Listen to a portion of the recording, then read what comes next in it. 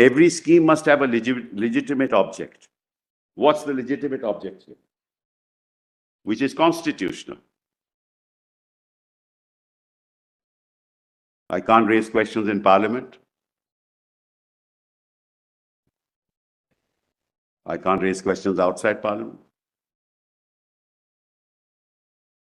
The scheme, Malaj, has no definite objective. If it were a definite objective of funding through the corporate sector, the process of election without funding a political party, I can understand. You can have electoral bonds to fund the election process. But what you're doing here is you're funding a party. It's different. The object is different. So you call it electoral bonds, but these are not electoral bonds.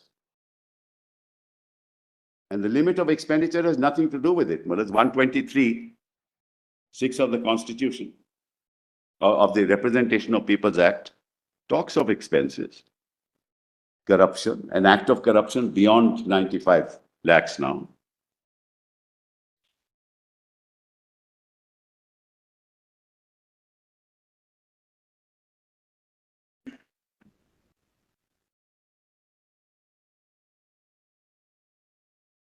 So the larger issue that your lordships will have to consider that this is no part of participatory democracy at all.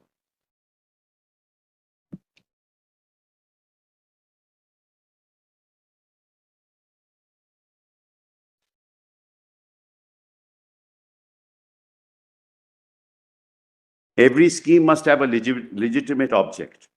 What's the legitimate object here? Which is constitutional.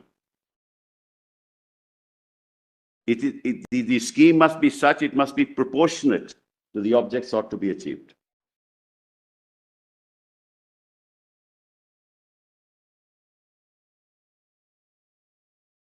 And the underlying principle under the Constitution is free and fair election, which is a basic feature of the Constitution.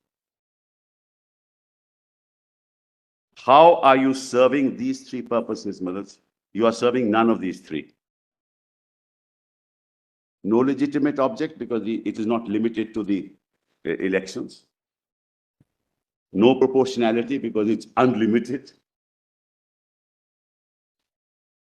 And no free and fair elections because my learned friend has shown to your lordships how heavily it is loaded towards the party in power. So you are creating a non-level playing field through the electoral bonds.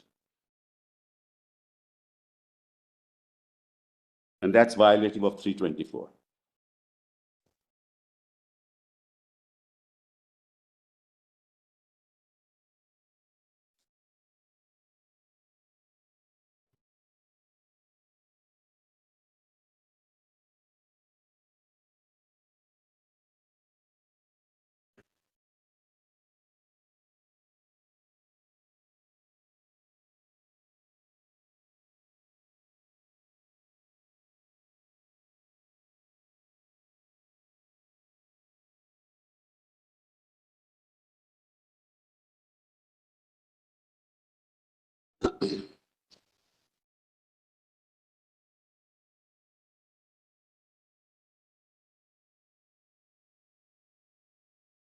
Now, Malaj, historically, as your lordship knows, Malaj, in 1969, through legislation, we had, Malaj, prohibited corporate donations altogether.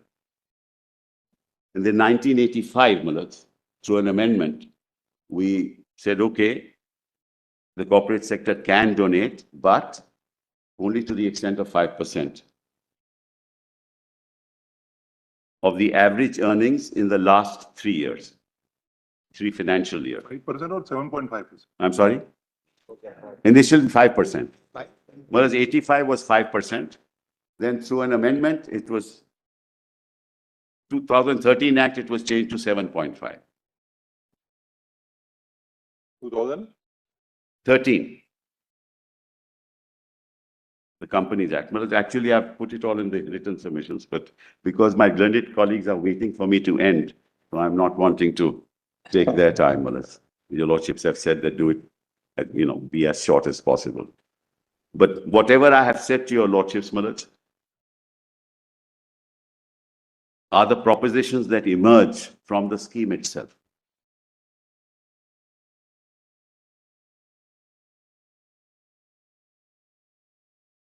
Mr. Sibyl's submissions are in which volume? Volume 1. Again, volume 1, right? Yes, Yes, volume 1. All the All the submissions are in submissions volume are. 1. Yes, we got Then it's page 48, 48. PDF 48. And if you just, I'll take few minutes, Malad, then I'll be done, because my learned friends, I want to give them time too.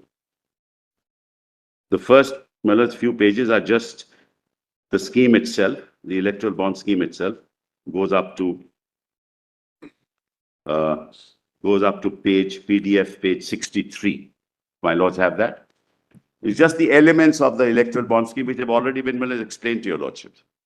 So I will not trouble your lordships with that. That's been explained. But if you come to 63, then I deal with the issue of free and fair elections under the Constitution. And I say it's the basic feature of the Constitution.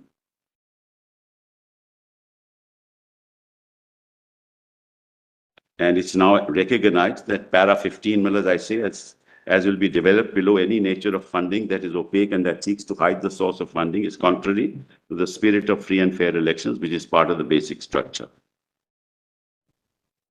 That's the transparency argument, plus the free and fair in the context of which, in the context of my submissions before your lordships now. Then election is a vehicle of representative democracy. I've given judgments, page 66, and then para 17 at 66 is the constitutional mandate of free and fair elections under the principle of universal adult franchise is the central pillar of our democratic culture. Under our political system, elected representatives do not have any political legitimacy independent of the will of the people and must discharge their duties in public trust. But it must never be forgotten that this constitution is citizen-centric. It is for the citizens to decide to donate. If you want corporate funding, then that corporate funding must be for the electoral process. It must not be for political parties.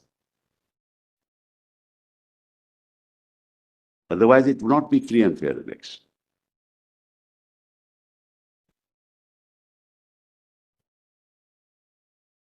Then, therefore, Maras, you must interpret superintendent's direction and control of the conduct of elections in that context. That's set out at page 67, end of paragraph 19. Then I differentiate between freedom and fairness, which is para 20. I won't molest trouble your lordships with the language.